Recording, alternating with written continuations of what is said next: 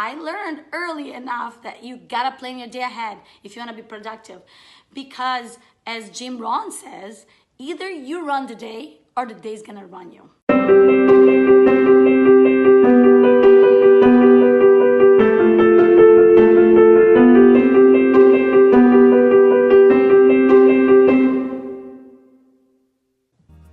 Hello everyone, this is Inspired Tuesday number 56. Because our team at Icon Dental Center believes that starting the day motivated and inspired sets up the rest of the day for success. We bring quotes to our morning huddles, and it has been so positive to our team that we decided to share it with you and hope to motivate and inspire you as well. Today the topic is be productive. High performers produce more, and it seems like in the same amount of time they can be more effective and get more things done. And how productive you are will dictate if you're ever gonna achieve your fullest potential. I have in here 3 tips to help our team and you to be productive. I'll talk about 2 tips, bring 1 quote, and 1 more tip. Enjoy. Tip number 1 is plan your day ahead.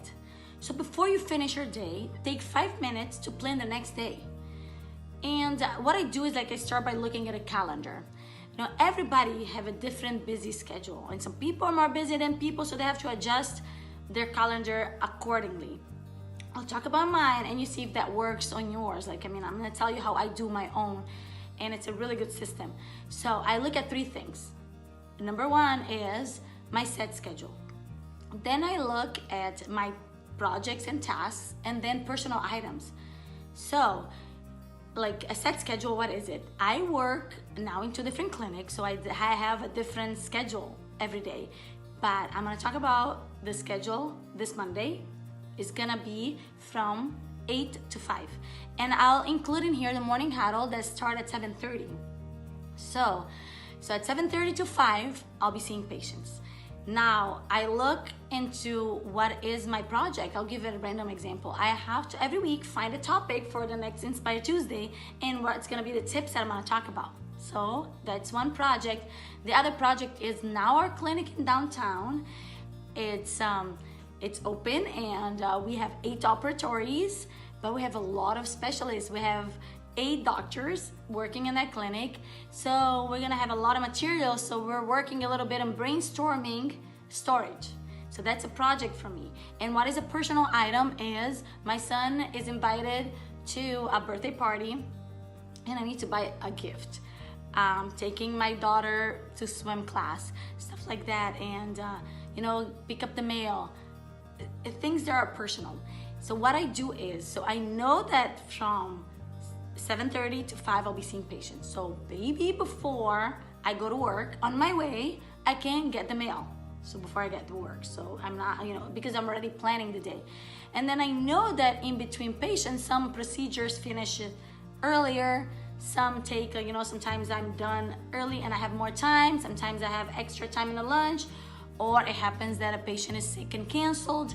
Things like this can happen, so I already have my projects that I'm gonna work ready to go. So I'm not wasting time because I have it planned. To be like a high performer, it doesn't need to be only at work. Even when the day that I don't have work, I still plan it. It's all planned. I know what I'm doing, because if I don't plan, I don't get as much done, not the things that I want to achieve. And it was easier for me because I had to do this so much. I had no choice when I was in dental school. So intense, because I had a daughter. She was less than 2 years old, and I started dental school going on the bus, an hour ride at least, because it's far, and of course I'm a second language. There's a lot of obstacles like there. So if I wanted to perform and produce to a high level, I had to really know how to plan the day, because every minute counted. So of course that time was a more intense time in my life. And how did I do it? In the bus, I had those, I'm gonna have quizzes in 2 days. So I'm gonna study chapter 1 to 5 in the bus. So I knew that by the time I'm finished the bus, I have to be done with chapter 5. And then I come home, and even it was so crazy, even my lunch was planned in the school. And here at home, if my daughter, I'm playing with her, and then all of a sudden she likes to be a long time taking a bath. During her bath time, she's playing with her toys. I'm doing chapter 2 to 3 It's all planned, and that's how it worked, and it worked great. So I learned early enough that you gotta plan your day ahead if you wanna be productive. Because as Jim Rohn says, either you run the day or the day's gonna run you. And if you're one of those people that you open your eyes and then you go right on your email and you start, the day start happening to you and you don't have it planned, you're not gonna get things done and you're not gonna achieve much. So if you wanna really produce and be productive, you gotta plan your day ahead. Tip number 2 is think of the outcome. So if you think of the outcome and not on the activities to get you to the outcome, pretty soon you're not gonna have to think a lot and you can get the activities that's gonna get you to the outcome. Okay, I probably complicated this a little bit, so let me give an example. So as I talked to you guys, my outcome for today was to go to the gym, then go to the groceries, do some grocery, come home, get breakfast, and do this Inspire Tuesday video. Okay, and it was like, let's suppose until 1 p.m. I'm just giving you an example. So for me, in order to do that, now I can come back to the actions and activities that I need. So I know that if I know how long it takes me to go to the gym and how long I'm gonna be there and how long to do those videos. So I know if I be there by 8, I give myself enough time to do it, including a buffer time, because unpredictability is part of life and you're gonna expect things to go south. You know, my son was crying, something happened and I couldn't get all these things done on time. It's fine, it's very important to always have a buffer time. But notice one thing, that I came in with an outcome that is very clear. So I have them, I want this done. You know, go to gym. It's not like a generalized outcome. Oh, I want to have a happy day. We all want to have a happy day every day. So this is not like it's not like an outcome that you think of, because it doesn't work like that. You gotta be very specific and clear so you can achieve it. And one thing that is really important to remember, because many people mistaken movement with achievement and progress, and it's not related. For example, I have all these tasks, all these things that I thought as an outcome that I wanted. But if instead, and here I'm like, I was on the phone, I was answering emails and everybody started texting me and I'm answering. I mean, I was busy, but did I get my outcome? Did I do what I was like, did I achieve my outcome? No. So that's not productive.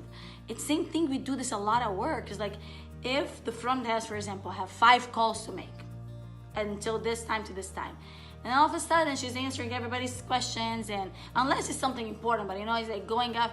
Yes, I mean, I didn't stop. I feel like I worked every day, but you know, the outcome, the 5 calls didn't get done, so that means it was not productive. So, you know, make sure that you know what your outcome, and it's pretty clear. That way you can be productive because you know what you're trying to achieve, and you go right on it. So make sure to think of an outcome, and you're gonna go and get it done. A quote from Jeff Olson: being productive and being busy are not necessarily the same thing. Doing things won't create your success. Doing the right things will. Tip number 3 is learn to prioritize. Again, the trick in here is concentrate on finishing a task. You gotta give your all your cognitive focus on finishing a task. And it's good to multitask. In some cases, yes, because there are things that you need to take care of it at the same time, but usually it's counterproductive to multitask, because you gotta finish the whole task. It happened a lot to us at some point, and that's how we learn those things, become way better. And that's how we have such a strong team, because we learn from all these things that happen to us. And what happened is, like, we would get someone, we're building, scaling, and okay, someone started a task, and I called the company for the electricity, whatever the thing is, and they're gonna get back to us. Later on, things disappear, and then weeks later, we're like, did we get back? Oh, we forgot, see? So we came back to this and said, listen, a task is only completed when it's over. So if we just call the company, we need to continue a communication going on. Like, we're gonna wait from them, and I'm gonna call again tomorrow. So, so it's not just done, and and it's not over yet, and we forget about it. So I have these 4 things in here that I use when I'm taking decision. I'm gonna go ahead and share this with you, and maybe that will help you too. So I'm gonna give you an example. So it's things that are urgent and important. So if something is urgent and important, I'll give an example. A kid got sick in school, you have to stop everything and go and check on this. You can't, a patient in pain is calling me. I stop everything, is swelling. There are things, pain, a patient has a question, there are things that it's urgent and important, you have to stop everything and go and get it done. You can't wait. So the second one is, it's important but not urgent. So okay, it's like my gym. It's really important but not urgent. So what do? I schedule it. So this week I can go, and then I look at my calendar, I can go this. So it's not that I have to stop everything and go run to the gym. Nobody's dying, in the gym. So I can totally schedule it. It's still very important, so I have to schedule it. It's not like I forget about it. So the third one is, it's important but not urgent. So what is it? For example, we have those lab coats, or that are supposed to come, so we start working. So we have our own lab coats for downtown. It got postponed a little bit, delayed for whatever reason. Yes, it's very important, and it's urgent. We need it because we started already, but it doesn't need me to go and talk. It's not like a patient is in pain. I need me to talk, or my son, who's gonna take care of my kids for me. It's me. So that one I can delegate. Somebody else can call.